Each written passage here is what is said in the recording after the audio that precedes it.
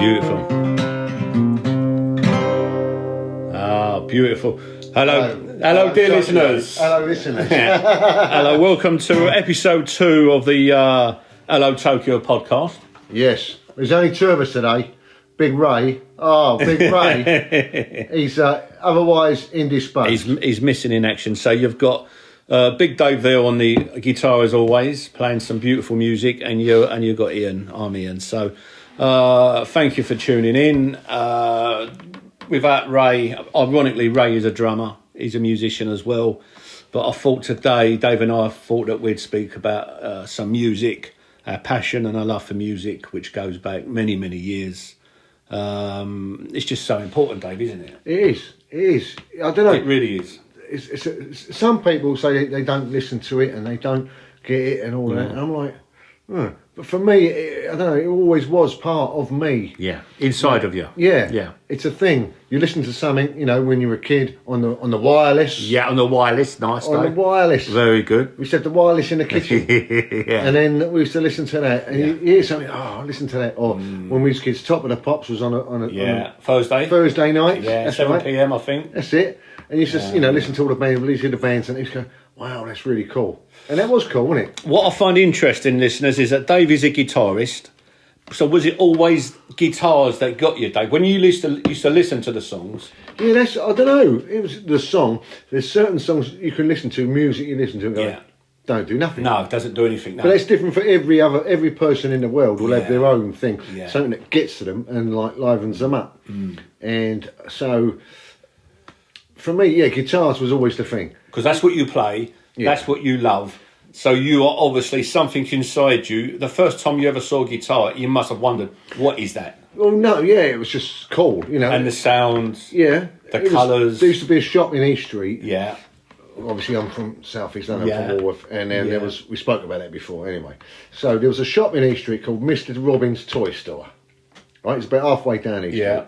And on one side of the shop, he sold toys and games and all that stuff for kids. Yeah. And the other side was music stuff, i.e. guitars. So when you're a little kid... Hanging in the window. And there it is, hanging up in the window, and you've got your nose on the window looking... Yeah. Oh, look at that. The bright colours. Yeah. The smell inside the shop. Yeah. And it was Beautiful, a thing. beautiful. And he would have all guitars and stuff on there. And it was like, it was a thing. It was a thing. For me.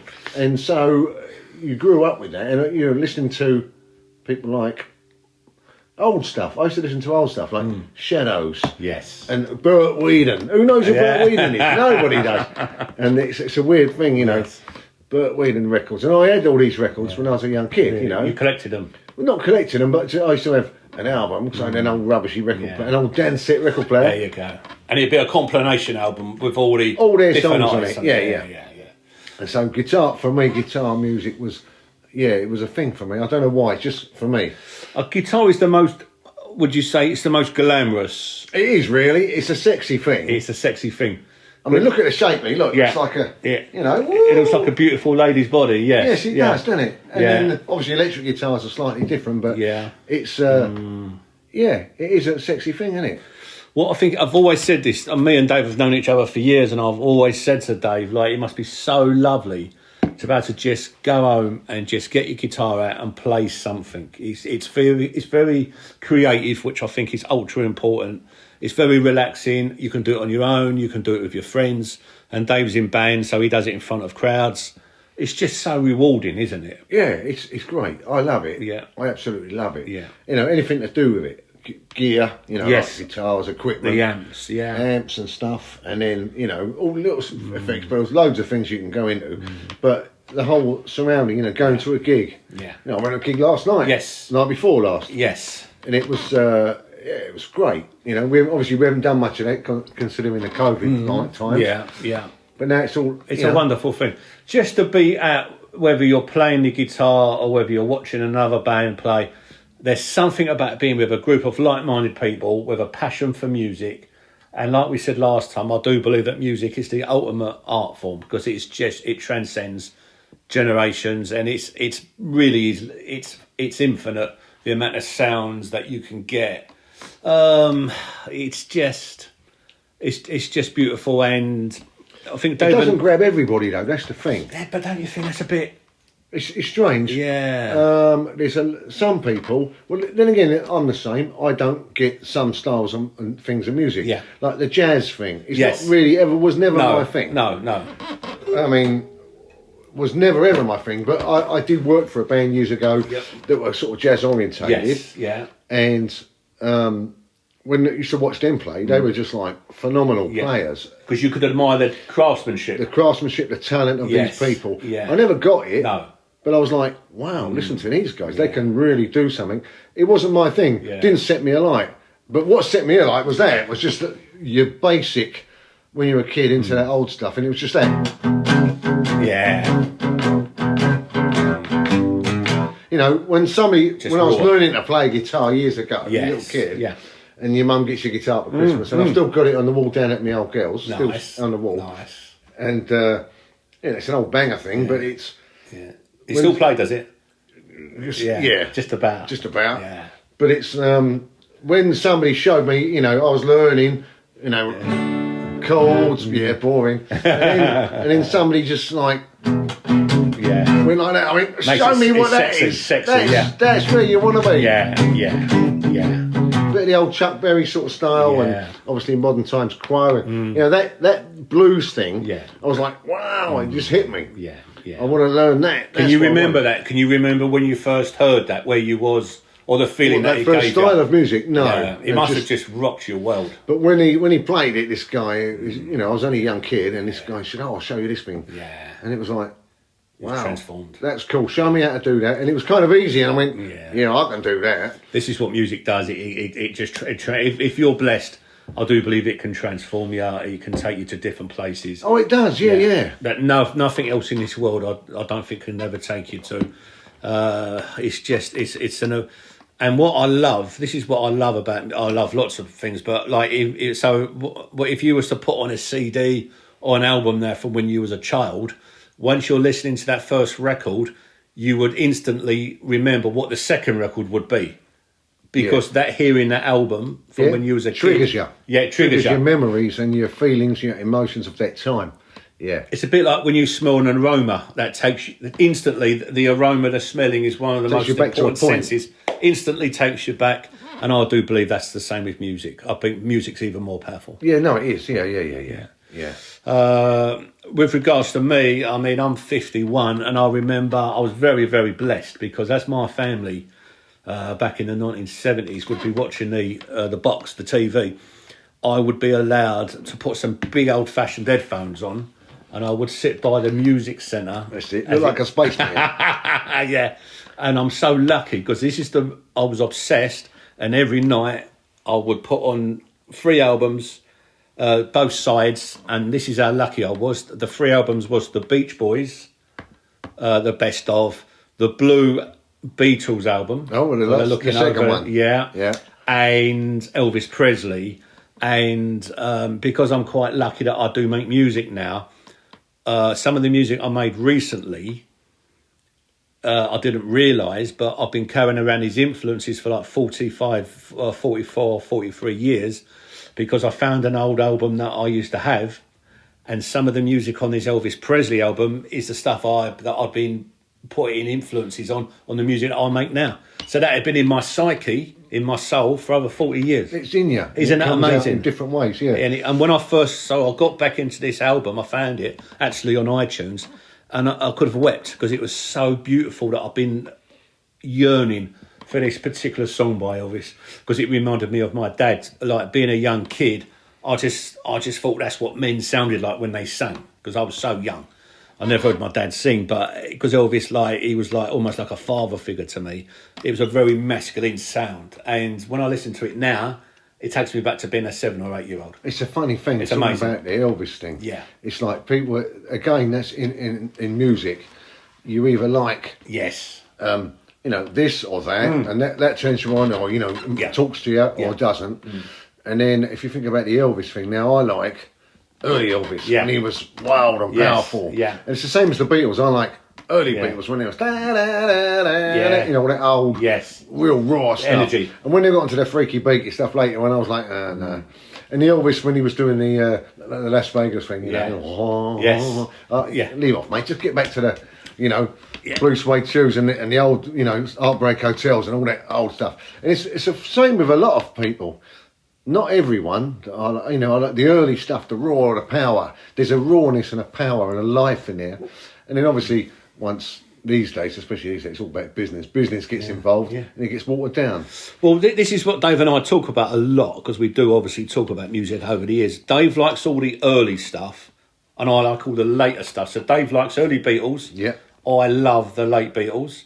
Dave likes early Elvis. and I like late Elvis and Springsteen. Dave likes early Springsteen. Well, I don't know, the later stuff these days hasn't, you know, okay, I listen to it and okay. Yeah. But the earlier stuff for me, obviously Born to Run, The River. The River, yeah. You know, The River was the first Springsteen album I actually heard. And I think it was the song Point Blank, I think it was. I didn't come into Springsteen till quite late. Yeah. I was driving, so that must have been, 82? Yeah. Around that sort of time. Yeah. And my mate had, it was a cassette. Wow. Remember those people? Cassettes? Horrible bloody things. Yeah, worth a lot of money now. Yeah, but he had this Bruce Springsteen, he had The River. Wow. So he stuck it in a cassette player in my little motor. And it blew you away. And it was like Point Blank came on. What is that? You instantly knew. I was like, this is great. And then obviously the song The River and Cadillac Ranch and all these other songs was on there. And I was like, wow, that's great. So obviously you start exploring and it spoke to me, like I said earlier, about some music's either talk to you or it doesn't. Yeah. Now, so I've been following Spring. I went to see him and all of that. Yeah. Yeah, I went in, Born in USA tour. And then you start getting into it. So you start at The River, you buy the River album and you listen to it and play it to death.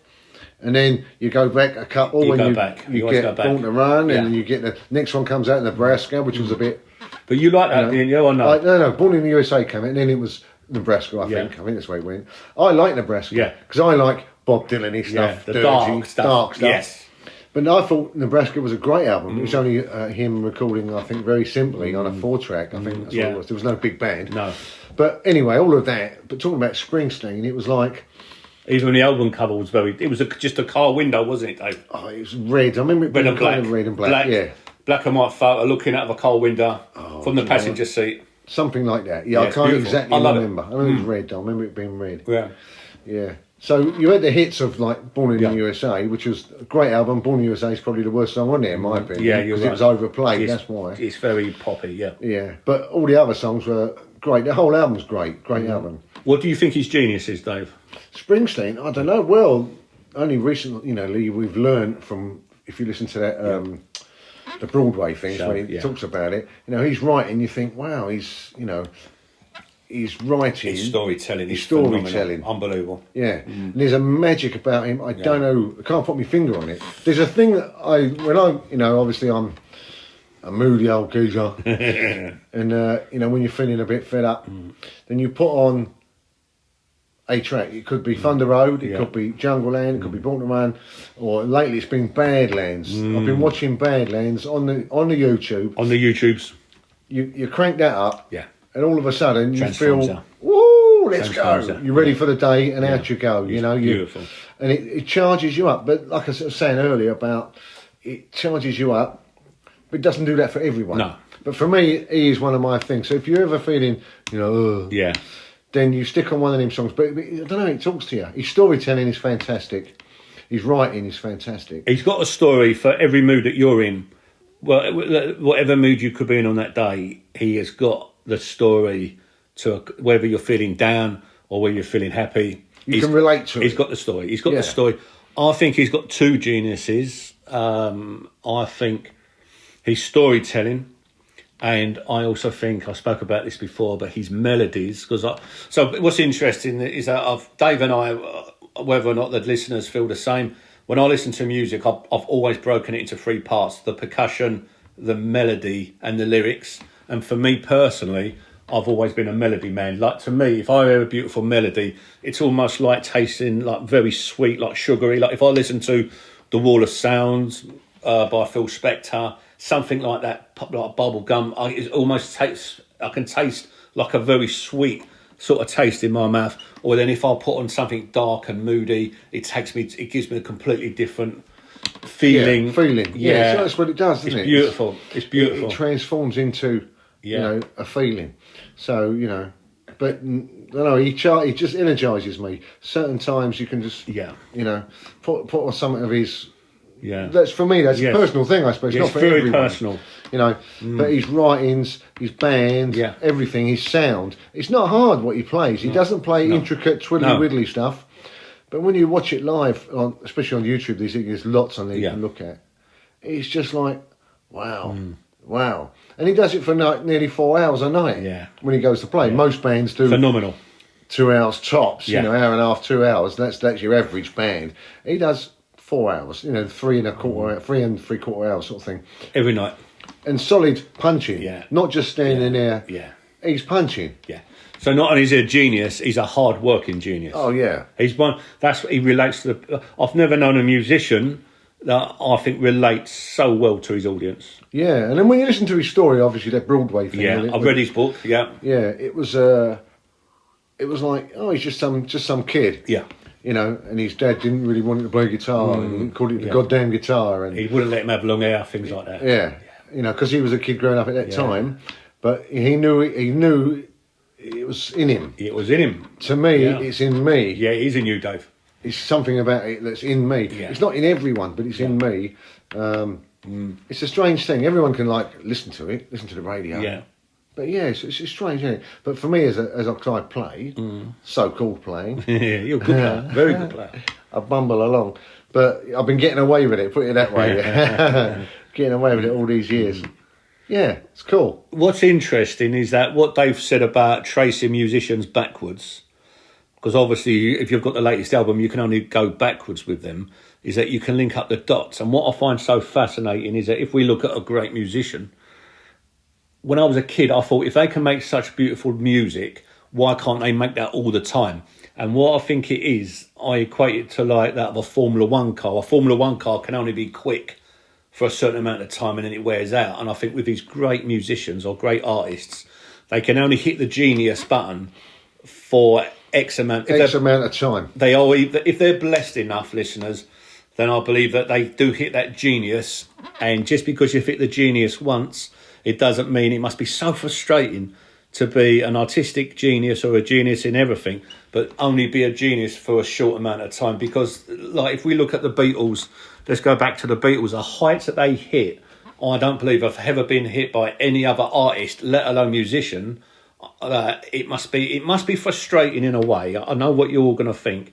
No, but imagine being Paul McCartney, driving around in a car, surrounded by people, and knowing that he wrote some of the most beautiful music, he created some of the most beautiful art of all time, and he knows that he may never ever do that again. But it's still a blessing that he hit it loads of times. Yeah. Probably more times than anyone else, I believe, ever. But it must be weird, because so this proves to me that when the genius comes, I don't believe it is that person. I believe the genius falls out the sky and you're blessed enough to either catch it or not. And it's almost like, I'm sure that when Paul McCartney was writing this music with John Lennon, without John Lennon, it was almost like it, because he used to dream some of the songs. So it's almost like it wasn't coming from him, it was coming from a different planet. And I find that very interesting. Yeah, it is. The thing is, it comes down and you have that, Eureka moment. Little moment, and then all of a sudden it comes out, and then it comes out. But they did it quite a long time, really. They've done it. They've reigned. I mean, they're still reigning now. People will still talk about Paul McCartney and the Beatles, and all that stuff was groundbreaking. Because back in them days, they were the big one to really break through. There was Elvis. It was a rock and roll thing, But Elvis was the big guy. Yes. And then, it changed in the early 60s, become the Beatles. And they were the big thing. Because they wrote their own music. Yeah. But they had something else. They had something more special. Yes. I believe, I love Elvis, but I think the Beatles was... So I think it went Frank Sinatra, it went Elvis Presley, and then that's because obviously Frank Sinatra, he arranged his own music, but he didn't write it, he was the voice. Then Elvis come along, who would have a bit more of a... he would dance on stage and he would sort of make jokes on stage. And then the Beatles just come... Imagine being Elvis Presley, most famous man in the world, and then 4 working class kids from Liverpool come and completely dominate the world forever. It's unbelievable, and I do believe I think a lot about the Beatles, and I do believe that at that fete in Liverpool, in the Fate Like the Fair, when John Lennon met Paul McCartney, I've been told in books and through other things that was the greatest meeting of any two human beings in history of mankind. Now imagine that. Imagine that. Yeah, I don't know if it's the greatest one, is it? I don't know. It probably is. I think so. I mean, obviously, we've had scientists. Well, hang on, they're still going today. Their music is still regarded today, and everyone talks about them all the time. They're that big, you know. It's bigger than, for me, the Beatles are bigger than the sky. Oh. They really are. They've always been the third, fourth most important thing in my life. I remember saying that as a kid. Yeah. They're just when I was going back to when I was a kid, both me and my older brother, we both got these big boombox radios. We got one each for Christmas, and I was given. So I recorded the Beatles album that I listened to, the Blue album, the Blue one, and I was just so then I could take this boombox where it must have driven my parents mad. Used to take it everywhere, and I just always listening. I remember listening to Get Back. It's A Day in the Life. It's just, and what it was with the Beatles, they were so good that they could afford to be funny. They could afford to go out of that ego, and they would take their mickey out of themselves. Yeah. Listen to Oh Bloody, Oh Blood. They're laughing at the end of the track. They're laughing. It's almost like it's a joke to them, and they were so famous and so good that I do believe everyone else was below them, that they could afford to be funny. Ego had gone out the way, and that's the first time I'd ever thought that ego doesn't matter. When you're that good, ego doesn't matter. Yeah, big up in the sky there, yeah. And then you always know when a great artist is around, because what comes after them goes back to basics. So this is what I think. After the Beatles, that's when and Dave will know more about this, but after the Beatles, they took it to the ultimate, I believe, that music and art's ever been taken to. After that, you had pub rock. So, and I like pub rock. Yeah. But because the Beatles took it to such a distant galaxy, that it's like you have to take things back to basics, because to start again. Yeah, you have to start again. Yeah. Because you can't do what the Beatles have done. Well, it's kind of pub rock, the glam. Would you agree with that? Was there. Yeah. Then punk, everything went back to basics. Then punk, yeah, it was a weird bit in the early 70s when it was the glam and all the, glitter stuff and all that. Yeah. Bolan was big. Yeah. It was good. The Sweet and all them sort of bands, Slade. Yeah, shout out to Ray. He loves all that. Yeah, that's all good stuff. Yeah. And then you get into the middle of the 70s upwards, that was all the punk thing. Yep, it changed again, went basic again. And then it sort of, after that, it sort of got keyboardy, didn't it? Yes, slightly getting electronic. Yeah, didn't really like that. But that was technology. That was only driven by technology. Technology was coming in. That wasn't really, I don't believe, that was driven by art. But it went back to basics. You had Neckerchief Rock, like people like Ronnie Lane. Oh, right, yeah. Which I adore. Ian Drury and the Blockheads, he was Kilburn and High Roads. He was like a pub rock band. Yeah. Another good writer, he was. He's genius. Clever man. I think Ian Drury was unbelievable. Another clever writer, he was. He was great. If anyone doesn't know the music of Ian Drury, honestly, he was probably one of the greatest lyricists to ever live. He's writing. He's very good. And you consider this poor man was disabled with polio for most of his life, could hardly walk. He could sing, but he wasn't known for singing. But he had the tightest jazz band ever around. In his band, they must have loved this man so much. Yeah, the Blockheads. Who couldn't really sing that well. And they done whatever he asked them to. They were brilliant musicians, the Blockheads, or the High Roads as they was before then. And they adored this beautiful man, Ian Drury, and his music lives on forever. It really does. Yeah, he was a very good writer. Genius. And quite a geezer, actually. He was a geezer. Yeah, he was a geezer. He was a geezer. He spoke like us. I think he was from Essex side, wasn't he? Yeah, he was born in Essex. And then I think when he was 11 or 12, he went to the swimming pool. Might have been Essex, might have been East Ham, East London. And sadly, he got the polio. What a strong man to get through that. Yeah, no, he did some good stuff, and he's very highly regarded, isn't he? He is, and he had number ones, Dave, in the 70s. Yeah, Rhythm Stick, things like that. That's right. Yeah. If people, please listen to some of his stuff. What I love about Ian Drury is that he speaks and he does sing with such a good, strong London accent. And that's very important. I think you should be very authentic to where you come from. Nothing worse, Dave, than you hearing English singers singing with an North American accent. Terrible. Yeah. Always be true to yourself if you can. If you can. But then, like I said earlier, money comes into it and business. Money comes into it. You got to sell records. You know. Yeah, definitely. But it's a thing. Yeah. So, Dave, where have we just tell the listeners, please, where we've just been, my friend? Every now, this all this podcast business came about because me and Ian and sometimes Ray comes up as well, and we go and have dinner. We have a cup of tea first, and then we go and have dinner. Well, it's not dinner; it's lunch, maybe, but you know, wherever you come from, it's dinner. Yeah. And we go down to the Pie and Mess shop. Beautiful. Which is a very basic dinner. And it's something that is traditional in London, especially if you're in East or South East London. Beautiful. And I've spoken about this before. Yeah. On your YouTube channel, on Dave? my YouTube channel, yes. Yeah. Well, tell the people your YouTube channel. It's just David Winter. That's it. That's the name of it. Yeah. And it's got a picture of a red guitar in the picture, and it's me, you know, playing guitars, talking bollocks about stuff. But anyway, Pie and Mesh. Yeah, we're talking about Pie and Mesh. We just had dinner, and we go. And it's for us, sort of. South East, South London people, and definitely East London people as well.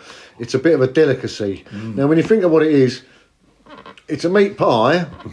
It's very strange. This people from outside will not get it. Yeah. It's a meat pie with mashed potato, and a thing is like a green gravy we call liquor, and that's like a parsley sauce made with the juice of the boiling broth of when they cook the eels, which are like fishes. They look like snakes, but they're not snakes. They're fishes. But when I was a kid, they used to sell them in the market. Yeah. And they were all live. Yeah, horrible. And we used to go and look in the pot, and there's all these things like snakes swimming around, like swimming around. And then the guy would get one out, and the woman would say, "Oh, can I have some eels, please? How many do you want? One or two? One?"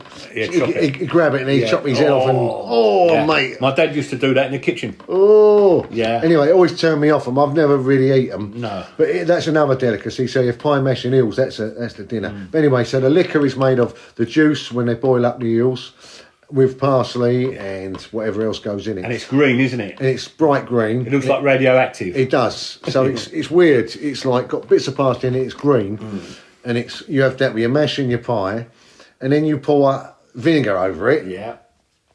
And salt and pepper. Whoa. And that's a delicacy. It's so good, Dave, isn't it? It's quality, sustenance. It used to be a cheap food, didn't it? Yeah. Back in the old days, like 100 years ago or so. It was, you know... For the working class. For the working class, average Joe bloke coming out of work. And they used to stay, I'm sure they used to stay open late. When guys come out the pub, they would go and have pie and mash on the way home, that sort of thing. You know, I think that's the way it went. Like the kebab shops today. Like a kebab shop today. In the olden days, 100 years ago, it was, I think, it was kind of pie and mash. I know, I've heard stories they used to open late, stay late. But you get a hot dinner, and it wasn't expensive. Think about it, it's just an old mangy meat pie with a bit of mashed potato and a bit of slop over the top, you know. It was cheap and cheerful, but it's not, it's a thing. It is, for us people, it's a delicacy. It goes back, it's for hundreds of years. God forbid, whenever I get ill, I crave pie and mash, because it's got protein in it. Well, see, when I've been on holiday, right, not that I go a lot, I don't, but when I have been, and you're there and you're eating all this, like, whatever it is, holiday food, usually chips. But, you know, when you're on holiday, but you're out somewhere and you're like, I'm going to go and have pie and mash. And as soon as you get back, you get off the aeroplane and you dump your bag indoors and you go down to pie and mash shop. And you went, that's it, I'm home now. And you're happy. A cup of tea. And a cup of tea. Yeah. But it's a very strange thing. It's kind of a delicacy, but such a simple dinner. Who was in the shop today, Dave? Who was in the shop today? Them other two people. Oh, the tourists. Yeah, you go. Tell the listeners. We're sitting there and we were talking like we talk. Hello, mate, how you doing? Blah, blah, blah. Yeah. Sounding like a load of bank robbers. Yeah. And these two people come in, oh, can I have some pies and mash, please?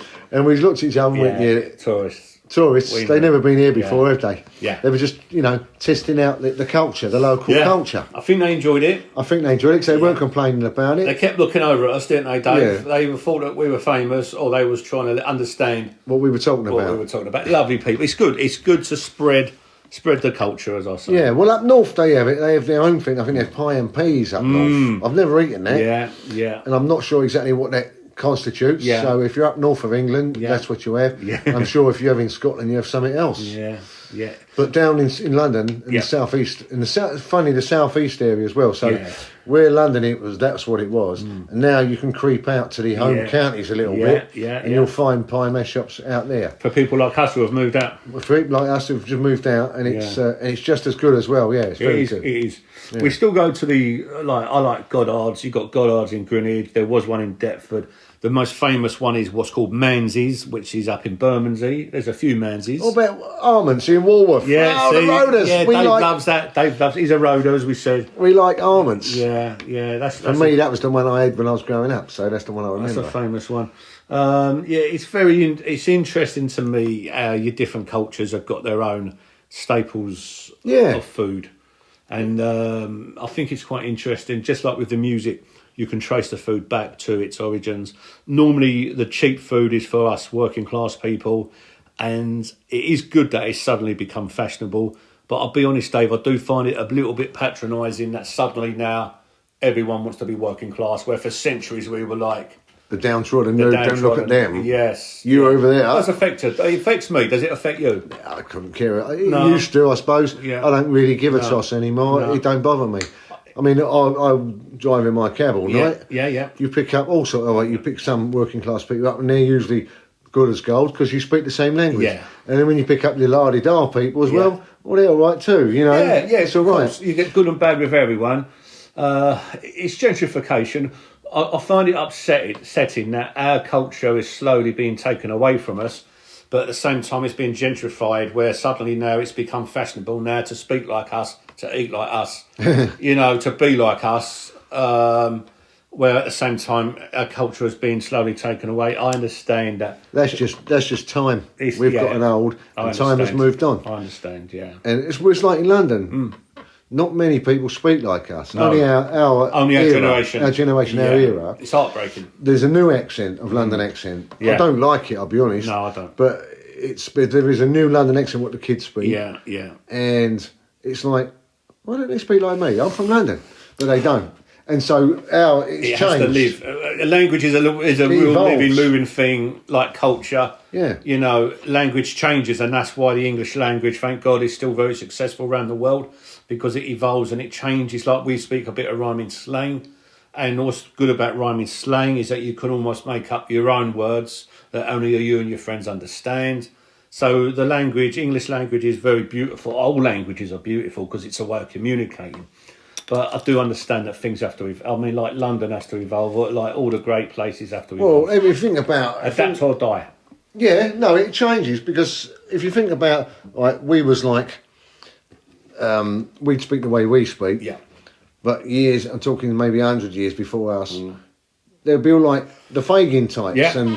And then before them it'll be the thee, thou, thou, and Miss Faversham and all that sort of people, the posh ones. But, but we speak as we speak. But we've evolved, and I suppose the generations before us would listen to us and go, oh, they're a bunch of wicks. Yes. Listen to them Herberts over there, I used to record my nan. Sorry to interrupt. I used to record my nan talking, because even though she was from the same place, she spoke with a proper working class accent, but she even said words differently to us. Yeah. She would say photograph rather than photograph. Yeah. So in our generation, which is only two away from our grandparents, that's where it's... Imagine that. It's changed that little bit. Yes. It's changed, yeah. And now we're saying that the younger generation, or really, two generations really, or... I suppose the one generation below us changed in the way it speaks. There's a slight thing, I take the piss out of it these days. It's certain words. Now I can remember my great granddad. He would say castle. Oh. He wouldn't say the council. Yeah. We say the council. Go Yeah. down the council, or he's a council house or whatever. It's the castle. Wow. The castle. That's Wow. how he would say it. Yeah. And there's other words I can't pull up That's right now. interesting, Dave. I'm on the spot, but Yeah. it's the way they speak. yeah. And then Yeah. for the older guys, there was another guy in the market game who was a really old. He was ancient, Yeah. and he had the same sort of accent as them. So, yeah. all right, he still spoke the same language as us, but Yeah. he's well before us generationally. They said that word, but we say council. So they put an emphasis on a It's the different castle, syllable. on the castle. Yeah. I can't think of the other words. It's words like that, but it was the way it was yeah. was said. Yeah. Yeah, my name used to say bed. rather than bed, she used to say almost like with an A, a bed. A bed. Yeah, it's very interesting. I've been on YouTube and looked at things like this, and like with every language, it does evolve.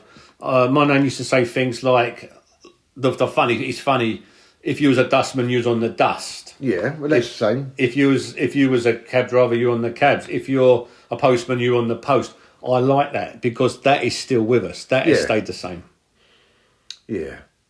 It's like, everyone, it's the same in the marketing. That's the same thing as it's changing the subject a bit, but everybody gets a name. Like, Charlie Glasses. Yes. Or, who else? What could it be? But it would be like, John the Bacon. Yeah. Terry the Chair. Terry the Chair. There's names like that, and that's, I don't know if that's a London thing. I presume it might be. I think it might well be. I think that comes from...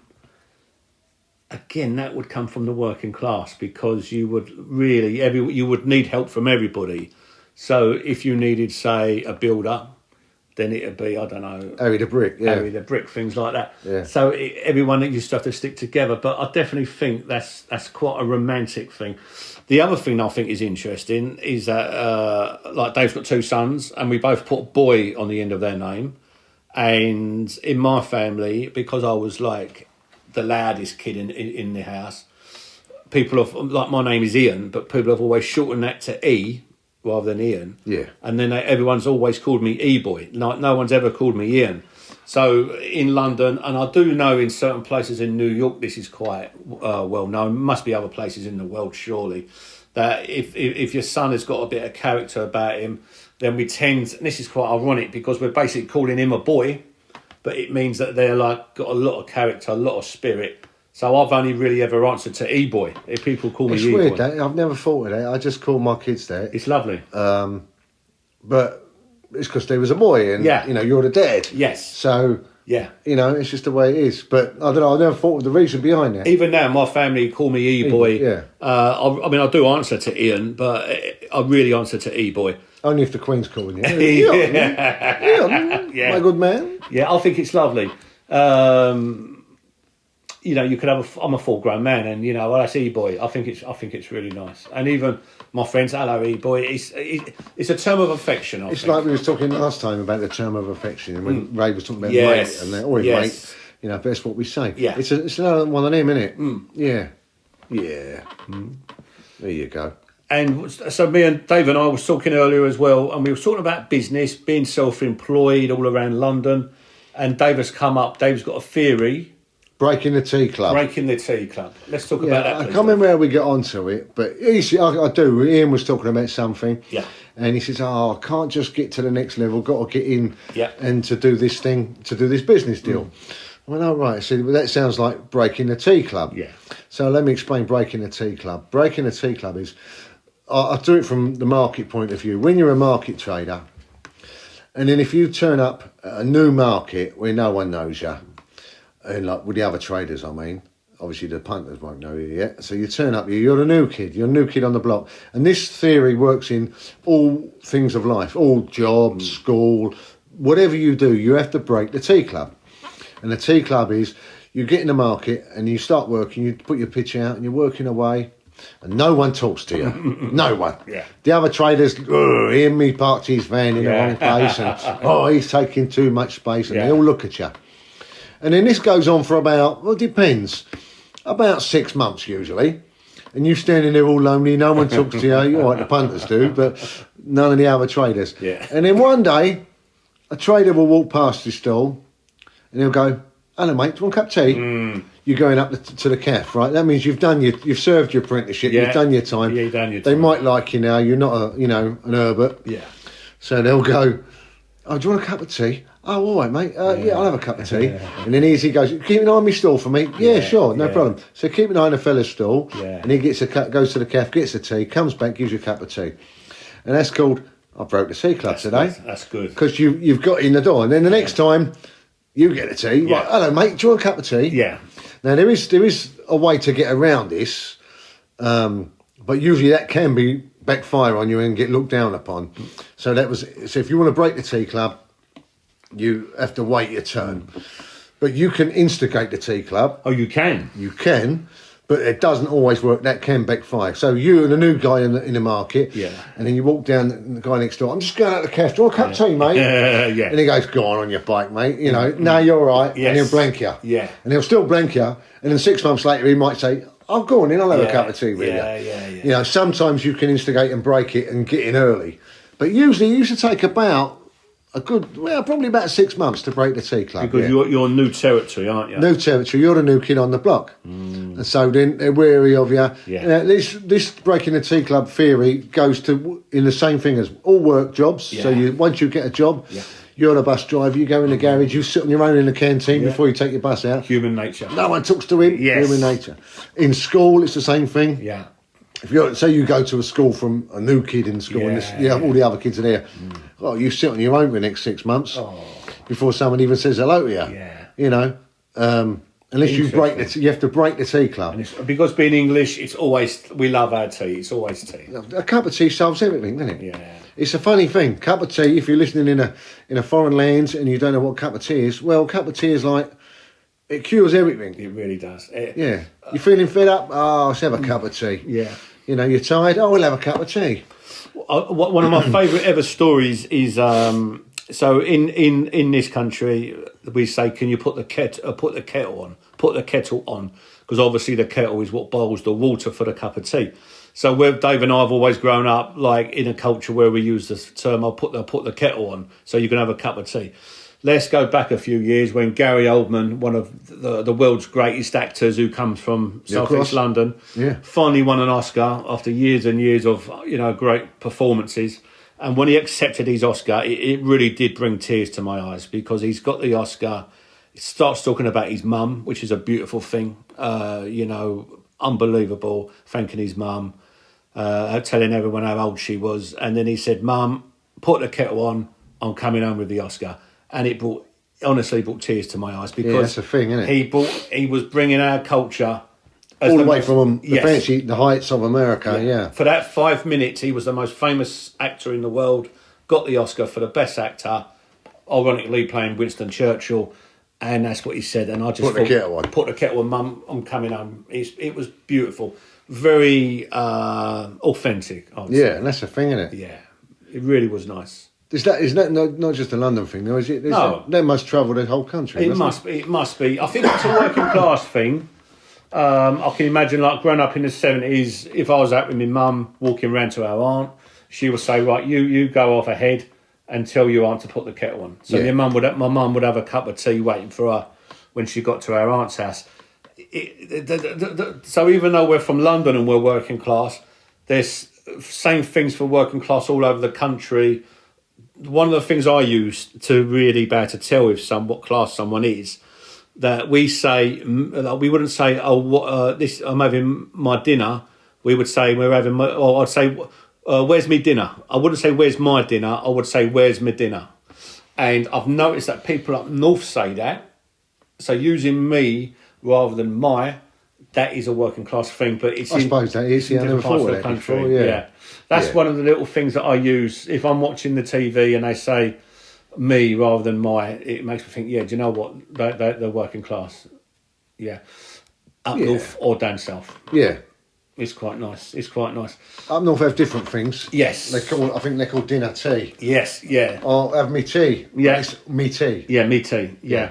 Yeah, I mean, that's another thing we can go into a different time, but being working class, I call my last meal of the day tea. No, you don't. Dinner. No, I've got to have your dinner. It comes from high tea and low tea. Yeah. So a lot of people say if I'm abroad and I say, what's for tea? People think I'm asking for a drink, but I could actually be saying, what are we going to eat for our last meal of the day? Yeah, that's true. But that's for me, for me, it's dinner. It's dinner time. Yeah, it's dinner time. Yeah. See, I would use dinner for midday. Yeah, that's lunch. Yes, lunch. Yeah. I wouldn't use the word lunch to you. Because the upper classes have got high tea and the lower classes have low tea. So because we're manky rotten gutters workers. Yeah, it is confusing because England's so well known for tea, that I do actually call my last meal tea as well. Tea. Breaking the tea club. Breaking, that's really good. Very important. Yeah, Very I like important. that a lot. Anything else, Dave? Any final? Any final things? Final thoughts for the day?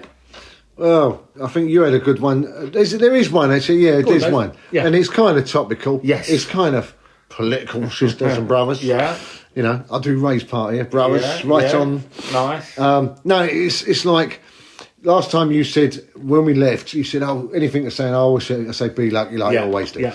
And you said, "Stay in school, Stay in kids," school. Yeah, they should stay in school. which is a great thing. So, and Yeah. then I was thinking, I was like, you know what? The whole world. There's two words, right, that will cure the whole world. Yeah.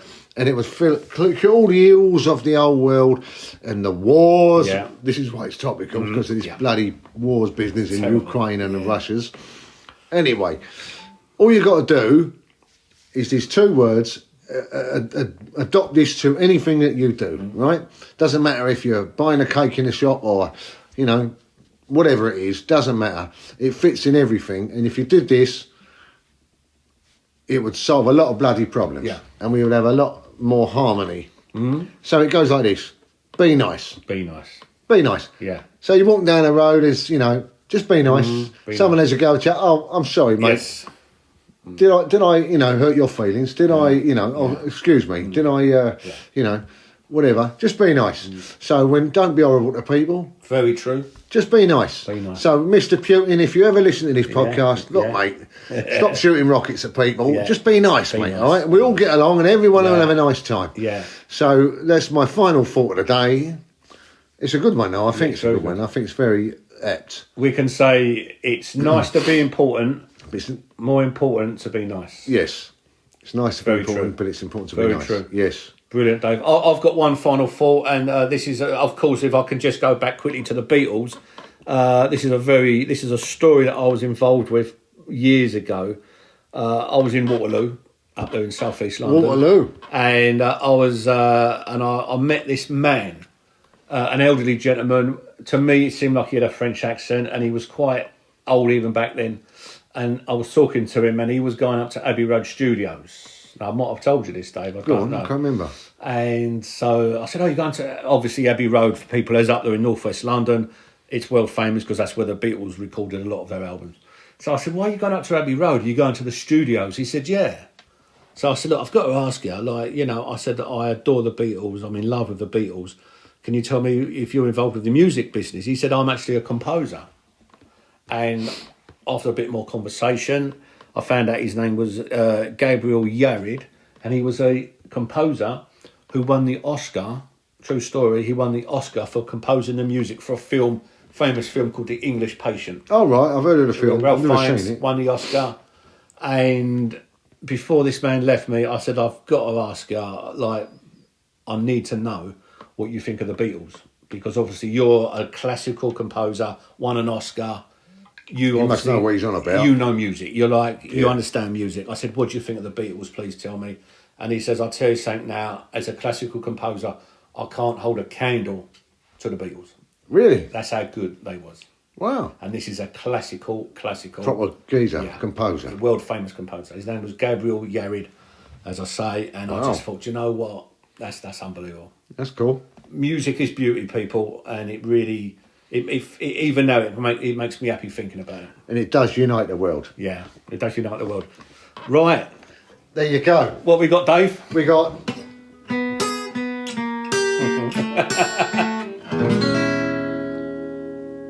Right, people. See you all later, baked potato. Be nice. Be nice, Be lucky. and the kids there, please in school. Stay in school. Bye bye.